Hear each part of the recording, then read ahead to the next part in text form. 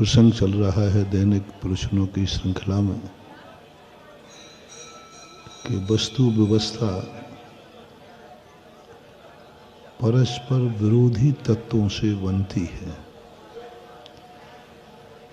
यदि परस्पर विरोधता खत्म हो जाए तो सृष्टि का नाना रूप देखने में नहीं आएगा। कल इस बात की सिद्धि अपन ने की थी। यदि अपनी आत्मा में भी एक रूपता हो जाए तो जिंदगी में कभी कुछ नहीं कर पाओगे। जैसे उदाहरण दिया था, अपनों पांचों इंद्रियां हैं, परस्पर में विरोधी हैं, इसलिए आत्मा को कभी देखने का आनंद, कभी सुनने का आनंद, कभी बोलने का आनंद, कभी चखने का आनंद, कभी स्पर्श का आनंद, कभी गंध का आनंद, जो नाना प्रकार का जो आनंद आता है यह परस्पर विरोध तत्वों से आता है। जैसे कल कहा था, आंख और कान परस्पर विरोधी हैं, एक दूसरे का किंचित मात्र भी काम नहीं करते। उनका स्वभाव अलग है, उनका लक्षण अलग है। आंख देखती है, कभी कान देखने का काम नहीं करेंगे। कान सुनते हैं, वो कभी देखने का, परस्पर विरोधी हैं। और कल हमने व्याख्या की थी, अनेकांत का अर्थ है जहाँ परस्पर विरोधी तत्व एक साथ एक द्रव्य में रहते हैं, उसी का नाम अनेकांत है। अनुकूल द्रव्य नहीं है। परस्पर अनुकूल जो तत्व हैं वो अनेकांत नहीं है, परस्पर विरोधी। एक घर में दो अनुकूल व्यक्ति रह रहे थे,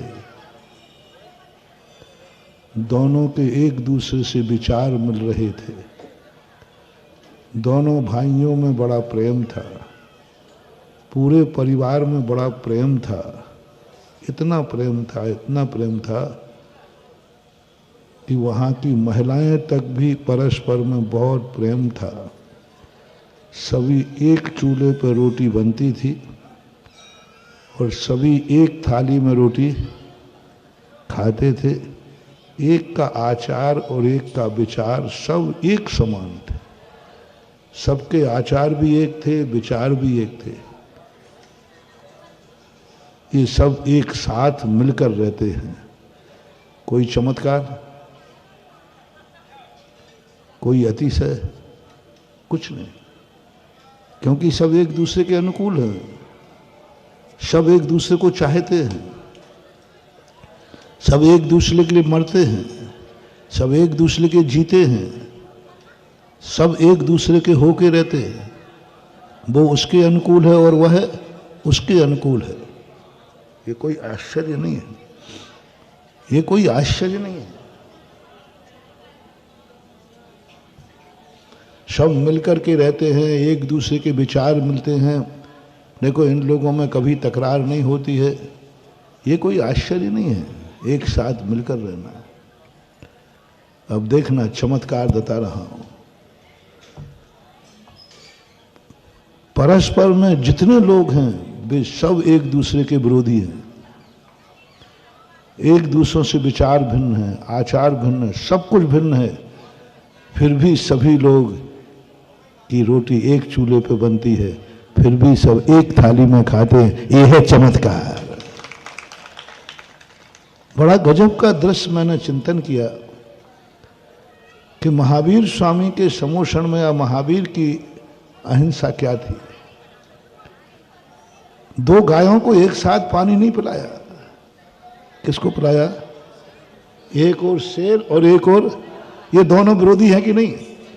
परस्पर विरोधी हैं। ये है चमत्कार।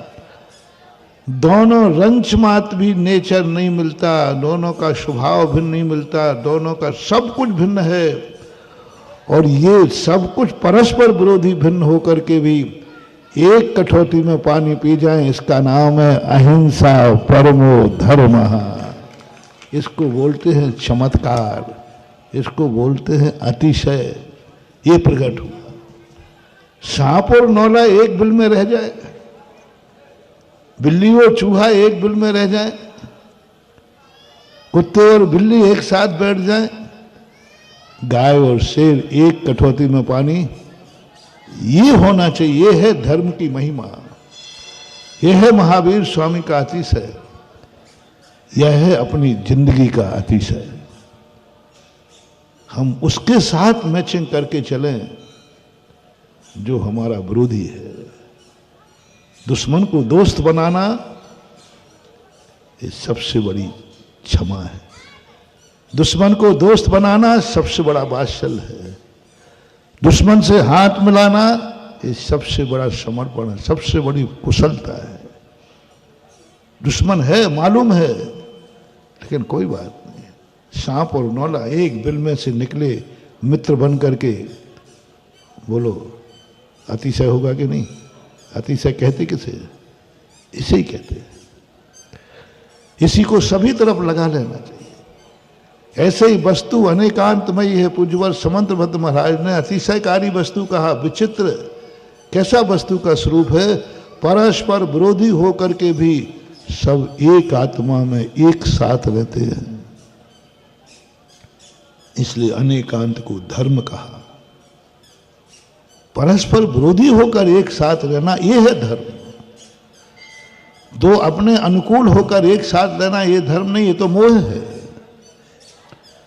जिनसे हमारे विचार मिलते हैं, आचार मिलते हैं, वो मिलकर के एक रहते हैं, ये धर्म नहीं है, ये मोह है।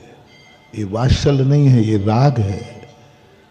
ये मैत्री नहीं है, ये तो मोह है।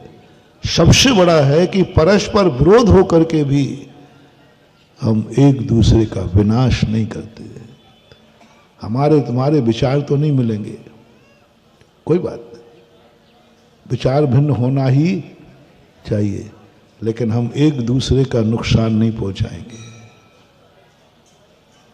हमारा परस्पर में विरोध, विचार में बिल्कुल एकता नहीं, आचार में एकता नहीं, लेकिन हम एक दूसरे का विनाश नहीं करेंगे। इसको बोलते हैं अनेकांत धर्म, अहिंसा धर्म। जय जिनेंद। अगर आपको मेरी वीडियो अच्छी लगती है तो प्लीज़ मेरे चैनल को लाइक करें, शेयर करें और सब्सक्राइब करें। Thank you.